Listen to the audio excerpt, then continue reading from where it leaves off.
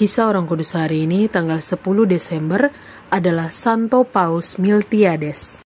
Halo teman-teman, jangan lupa like, komen, dan subscribe. Jangan lupa juga ya hidupin loncengnya. Selamat menonton channel Pak Aman. Dadah!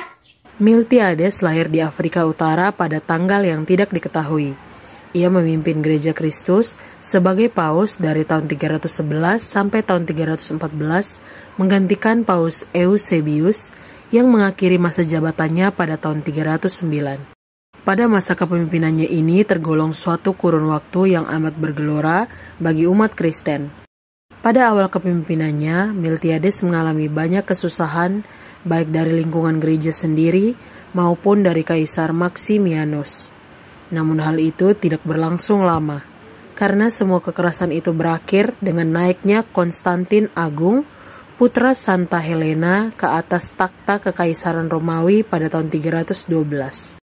Kenyataan itu diperkuat lagi dengan terbitnya Edikta Milano pada tahun 313 yang memberi kebebasan beragama kepada semua orang Kristen di seluruh kekaisaran di bawah perlindungan Konstantin. Pada masa kepemimpinannya berkembanglah suatu aliran sesat di Kartago di bawah pimpinan Donatus. Sesuai nama pencetusnya, aliran sesat ini disebut Donatisme. Salah satu ajarannya ialah bahwa sah tidaknya sakramen-sakramen tergantung pada suci tidaknya si pemberi sakramen itu. Seandainya permandian diberikan oleh seorang berdosa, maka permandian itu tidak sah.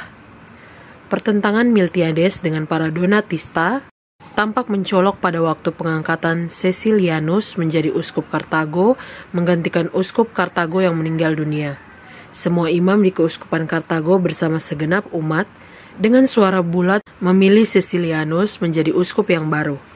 Miltiades mendukung pilihan itu karena Caecilianus dikenal sebagai imam yang setia pada iman yang benar dan agama Katolik dan Apostolik.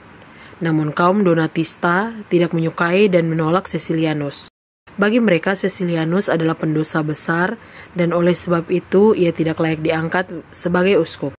Dikatakan demikian karena Caecilianus sudah menyangkal iman Kristen sewaktu terjadi penganiayaan terhadap umat Kristen. Hal ini bertentangan dengan ajaran mereka bahwa seorang berdosa tidak bisa melayani sakramen-sakramen secara sah.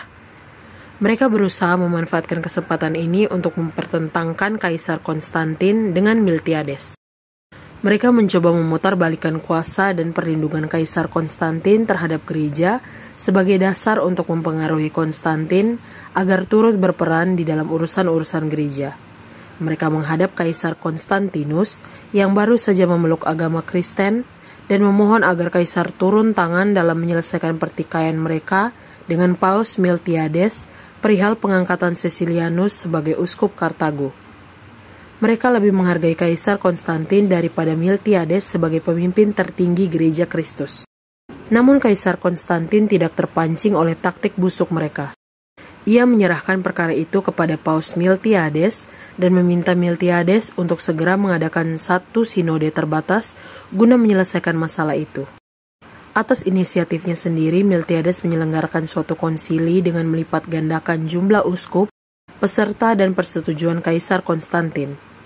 Konsili itu diselenggarakan pada bulan Oktober tahun 313 di Istana Lateran.